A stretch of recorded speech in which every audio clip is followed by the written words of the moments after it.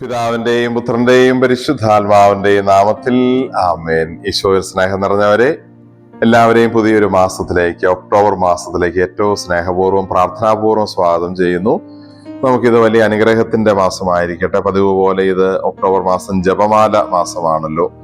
നമുക്ക് എല്ലാ ദിവസവും ജപമാല ചൊല്ലി പരിശുദ്ധ അമ്മ വഴി ഈശോയോട് കൂടുതൽ ചേർന്നിരിക്കാനായിട്ട് പരിശ്രമിക്കാം. നമ്മുടെ ഭവനങ്ങൾക്കും നമ്മുടെ ജോലികൾക്കും ശുശ്രൂഷകൾക്കും എല്ലാം വ്യക്തിപരമായ ജീവിതത്തിനുമെല്ലാം പരിശുദ്ധ അമ്മയുടെ മാധ്യസ്ഥവും സംരക്ഷണവും എപ്പോഴും ലഭിക്കട്ടെ എന്നും ഇത് ഏറ്റവും അനുഗ്രഹം നിറഞ്ഞ മാസമായിരിക്കട്ടെ എന്നും സ്നേഹപൂർവ്വം ആശംസിക്കുന്നു, പ്രാർത്ഥിക്കുന്നു.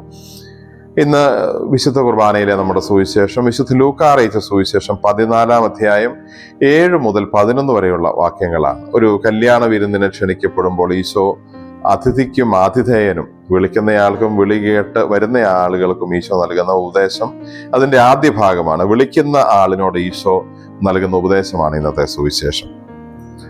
അവിടെ പറയുന്ന പ്രധാനപ്പെട്ട ഒരു കാര്യം, നീ പ്രധാന സ്ഥാനത്ത് കയറി ഇരിക്കരുത്, നീ എളിമയോടെ പുറകിലേക്ക് മാറി നിൽക്കുക, അപ്പോൾ നിന്നെ വിളിച്ചയാൾ തന്നെ വന്ന് മുമ്പോട്ട് കയറ്റിയിരുത്തി നിനക്ക് കൂടുതൽ മഹത്വം നൽകും. എളിമയെക്കുറിച്ചാണ് ഒരു പ്രധാന സന്ദേശം ഈ ഒരു ഉപമയിലുള്ളത്. സാധാരണ നമ്മൾ പറയാറുണ്ടല്ലോ, എളിമയാണ് എല്ലാ പുണ്യങ്ങളുടെയും മാതാവ്. എല്ലാ പുണ്യങ്ങളുടെയും മാതാവ് എളിമയാണ്. കാരണം എളിമയോടെ താഴ്ന്നു നിൽക്കാൻ, സ്വയം താഴ്ന്നു നിൽക്കാൻ തയ്യാറാകുന്നവർക്ക് ദൈവം അവർ അർഹിക്കുന്നതിലും ഒരുപക്ഷെ അവർ പ്രതീക്ഷിക്കുന്നതിലും വലിയ ഉയർച്ചയും നന്മയും ജീവിതത്തിൽ നൽകും എന്ന് പറയുന്നു. അതുകൊണ്ടാണ് എല്ലാ നന്മകളുടെയും എല്ലാ പുണ്യങ്ങളുടെയും അടിസ്ഥാനം മാതാവ് എളിമയാണ് എന്ന് പറയുന്നത്. മറ്റൊരർത്ഥത്തിൽ നമ്മൾ സുവിശേഷം കൂടുതൽ ആത്മീയമായി വായിക്കുമ്പോൾ നമുക്കറിയാം, ദൈവത്തോട് ഏറ്റവും ചേർന്ന് നിൽക്കുന്ന പുണ്യങ്ങളിൽ ഒന്നും എളിമ തന്നെയാണ്. അത് ഈശോയുടെയും പരിശുദ്ധ അമ്മയുടെയും വിശുദ്ധരുടെയും എല്ലാം ജീവിതത്തിൽ നമ്മൾ കാണുന്ന കാര്യമാണ്. ഈശോയെക്കുറിച്ച് തന്നെ പറയുന്നതാണല്ലോ, അവൻ തന്നെ ശൂന്യനാക്കി ദാസന്റെ രൂപം സ്വീകരിച്ചു. എളിമയുടെ ആ ഒരു ഏറ്റവും വലിയ അടയാളം, ഉദാഹരണം ഈശോ തന്നെ കാണിച്ചു തരുന്നു. എല്ലാത്തിൻ്റെയും ഉടയവനായ ദൈവം ഒരു മനുഷ്യക്കുഞ്ഞായി ഒരു കാലിത്തൊഴുത്തിൽ പിറക്കുന്ന എളിമ. ഈശോ പല അവസരങ്ങളിലും പരസ്യ ജീവിതകാലത്ത് മിണ്ടാതിരിക്കുകയും പിന്മാറുകയെന്നും അങ്ങനെ എളിമയുടെ ഒത്തിരി മാതൃക ഈശോ കാണിച്ചു തരുന്നുണ്ട്. ഈശോ കഴിഞ്ഞാൽ ഒരുപക്ഷെ മനുഷ്യരുടെ കൂട്ടത്തിൽ ഏറ്റവും വലിയ ഔന്നത്യം ലഭിച്ചയാൾ പരിശുദ്ധ അമ്മയാണ്. നമ്മൾ ഈ മാസം പ്രത്യേകം ഓർമ്മിക്കുന്നു. ആ പരിശുദ്ധ അമ്മയ്ക്ക് ഏറ്റവും വലിയ ദൈവാനുഗ്രഹം ലഭിച്ചപ്പോൾ, ദൈവത്തെ തൻ്റെ ഉദരത്തിൽ ഒരു കുഞ്ഞായി ലഭിച്ചപ്പോൾ അമ്മ പറഞ്ഞ വാക്കുകൾ, ഇതാ കർത്താവിൻ്റെ ദാസി എന്നാണ്. ഒരു ദാസിയുടെ തലത്തിലേക്ക് താഴാൻ കാണിച്ച എളിമ. സത്യത്തിൽ ദൈവം ഉള്ളിലുള്ളവർക്ക് എളിമയോടെ ആയിരിക്കാനേ പറ്റൂ എന്നാണ് പരിശുദ്ധ അമ്മയുടെ ജീവിതം കാണിച്ചു തരുന്നത്. ഇനി വിശുദ്ധരെല്ലാം അങ്ങനെയാണ്. രണ്ടാം ക്രിസ്തു എന്നറിയപ്പെടുന്ന ഫ്രാൻസിസ് അസീസി എത്രമാത്രം എളിമയിൽ ജീവിച്ച ഒരു വ്യക്തിയാണെന്ന് നമുക്കറിയാം.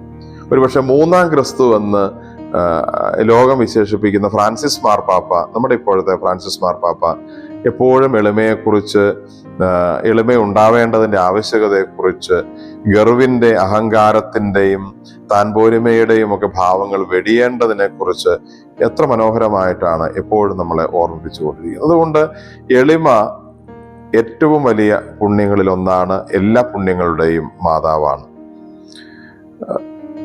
എളിമ സത്യത്തിൽ ഒരു മനോഭാവമാണ്. അത് നമ്മുടെ സംസാരത്തിൽ എളിമയുണ്ടാവണം, നമ്മുടെ പെരുമാറ്റത്തിൽ എളിമയുണ്ടാവണം, നമ്മുടെ ഇടപെടലുകളിൽ എളിമയുണ്ടാവണം, നമ്മുടെ ഈ ലോകത്തിലെ വസ്തുക്കൾ ഉപയോഗിക്കുന്ന ആ വസ്തുക്കളോടുള്ള നമ്മുടെ മനോഭാവത്തിൽ നമുക്ക് എളിമയുണ്ടാവണം. ജീവിതത്തിൽ എല്ലാ കാര്യങ്ങളിലും എളിമ ഉണ്ടാവേണ്ടത് മനസ്സിന്റെ ഒരു അടിസ്ഥാന ഭാവം എന്ന നിലയിലാണ്. നമുക്ക് എളിമയുണ്ടെങ്കിൽ മറ്റുള്ളവരോട് കരുണയോടെ സംസാരിക്കാൻ പറ്റും, അവരെ കൂടുതൽ മനസ്സിലാക്കാൻ പറ്റും, അവരെ അംഗീകരിക്കാൻ പറ്റും. എളിമയില്ലാത്തിടത്ത് അതിൻ്റെ നേരെ വിപരീതമായ കാര്യം സംഭവിക്കുന്നത് അഹങ്കാരവും ധാർഷ്ട്യവും ധിക്കാരവും തൻ്റെടവും ഒക്കെ വരുന്നിടത്ത്, മറ്റാരെയും പരിഗണിക്കാതെ ദൈവത്തെ പോലും വകവെക്കാതെ പോകുന്നിടത്ത് വലിയ പാപത്തിന്റെ കെണിയിലേക്കാണ് അത്തരം കാര്യങ്ങൾ ആളുകളെ കൊണ്ടുപോകുന്നത്. അതുകൊണ്ട് നമുക്ക് എളിമയുണ്ടായിരിക്കട്ടെ. നമ്മൾ പരിശുദ്ധ അമ്മയുടെ ഓർമ്മ ആചരിക്കുമ്പോൾ ആ അമ്മയുടെ എളിമയുടെ മാതൃക നമ്മുടെ ജീവിതം കൂടുതൽ കണ്ടുപഠിക്കാനായിട്ട് നമുക്ക് സാധിക്കട്ടെ. എളിമ എന്ന പുണ്യത്തിലൂടെ മറ്റ് പുണ്യങ്ങളിലേക്കും എത്താനും അങ്ങനെ പുണ്യങ്ങളുടെ ഒരു കൂടാരമായി നമ്മുടെ ജീവിതം മാറാനും ദൈവം നമ്മളെ അനുഗ്രഹിക്കട്ടെ എന്ന് പ്രാർത്ഥിക്കുന്നു. എല്ലാവർക്കും അനുഗ്രഹം നിറഞ്ഞ ഒരു ഒക്ടോബർ മാസം ആശംസിക്കുന്നു. നമുക്ക് പ്രാർത്ഥിക്കാം.